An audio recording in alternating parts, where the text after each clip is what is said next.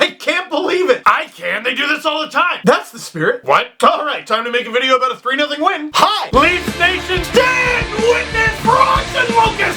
Full biblical. Austin Matthews is the Leaf. Why do I watch hockey? Stressfully, mostly.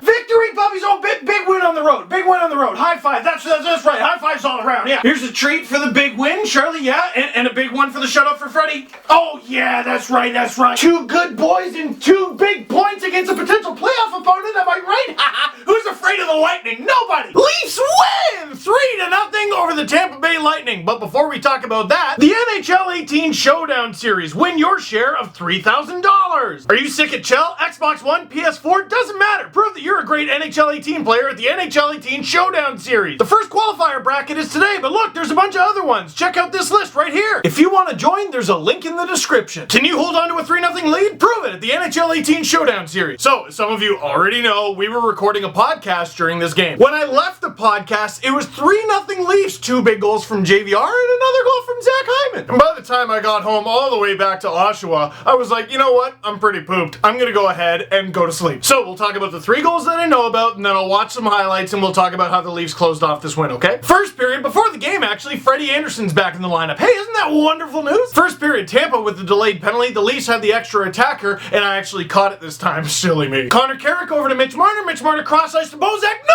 JVR cuts it off and snipes his 32nd, puts the Leafs up 1-0 by the end of the first period. And in a game where the goal is to keep the score as low as possible, just like golf, Vesnilevsky 1, Fredzina 0. Welcome back, Freddie. I've always hated that Andrew Raycroft has the Leafs single-season record for wins in a year where they didn't even make the playoffs. Freddie, you gotta beat it, buddy. Let's go. Here's a big win. Second period, early in the second period, Leafs with a power play, but it's about to expire. Martin with the shot, catcher with the tip, and it almost takes Vasilevsky's head off. Bozak recovers the puck in corner, puts it in front for JVR, backhand goal. Go to sleep. Everyone's talking about how JVR is gonna get so paid in the summer, but it's not even work to him at this point. His 33rd of the season, second of the game, the Leafs are up 2-0. And even though he didn't get an assist on this one, this was Mitch Marner doing the Mitch Marner thing. He throws it on, but because Kadri got the tip and the secondary assist, Marner gets nothing for it. But Marner knows while there is an eye in assist, there isn't one in team. There isn't an eye in Hyman either, but it kind of sounds like there is. Hyman, animal in the corner. He's taking away all of Tampa's time and space. Puck goes up the boards to Tyler Johnson. Guess where Hyman is? Going after him. Johnson goes for the pass. Hyman jumps on it, pounces on it, takes the shot, scores. The Zach attack makes it 3-0 Leafs. And if you're thinking to yourself, seems like Zach Hyman's having a really good season, he is. From James Myrtle, Zach Hyman on pace for 40 points this season, most of them at even strength. He's tied with Philip Forsberg and Patrice Bergeron in even strength points now. Hey, you might say Philip Forsberg and Bergeron have had injuries this season. I might say that the guy that people have accused of being just a byproduct of Austin Matthews has done this without 20 games of Austin Matthews. You don't need to think Zach Hyman is as good as Philip Forsberg or Patrice Bergeron to think that he's having a damn good season. Let's find out what happened in the rest of the game. Alright, let's just find out what the final score was. What? Sorry, I got distracted. I just read that the NHL isn't going to do anything about offside reviews. Alright, now what was the final score of this one? What? The Leafs blew it and lost in overtime, but how did they even...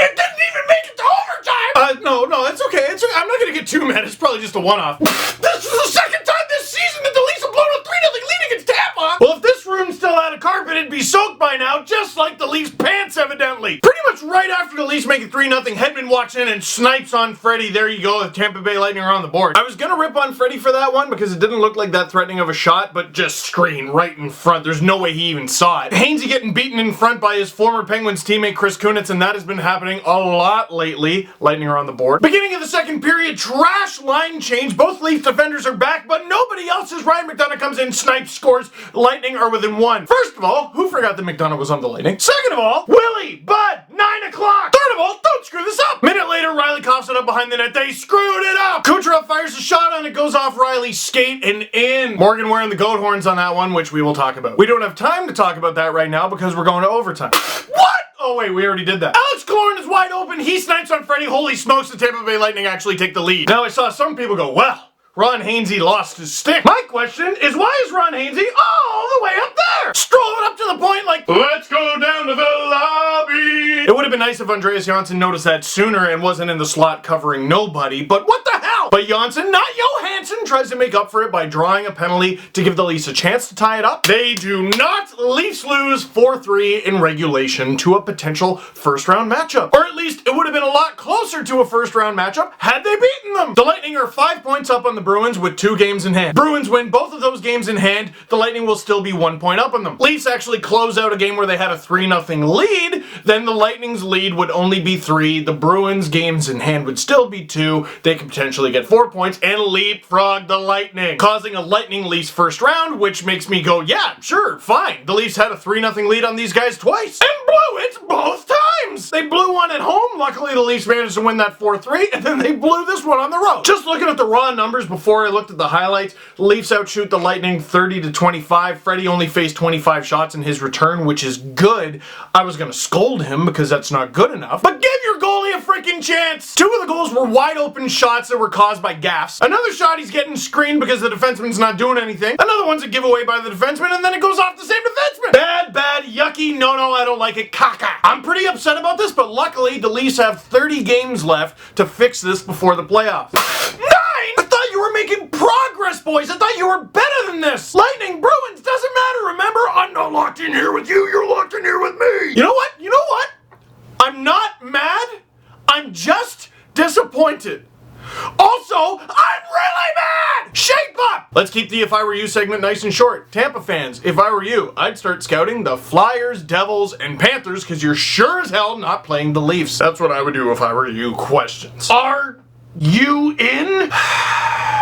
Yes, okay? I am in. I am all in on this Leafs team. I hope they are too. Did you know avocado derives from the Spanish word ahuacuatl, meaning testicle tree? Ha! I did not know that. I don't even know if it's true, but if it is, I want to sign the testicle tree to play defense. The Leafs and 3-goal leads. Can you name a worse duo? The Leafs and my general well-being. Boston or Tampa? Who do you want? And don't sit on the fence. Can I sign the fence to play defense? Okay, fine. Boston, because they've actually won the season series against them and not blown the opportunity to do so like they did against Tampa. And also they've played Boston better. What do you rate my dog? 4 out of 3. Can it play defense? Do you think the Leafs will ever, I don't know, not do this? Yeah. I do, okay? Or else why am I still here? Condolence, Kit. Thanks, Corey. I came in late to watching the game, came in during the third, and my fiance says it's my fault the Leafs lost. Please tell him that's not true. First of all, Victoria's fiance, yeah, definitely tell her everything's her fault. That's definitely a recipe for success for the rest of your life. Also, no, it was my fault. The recipe for success for that game was for me to be away. I was away at the podcast,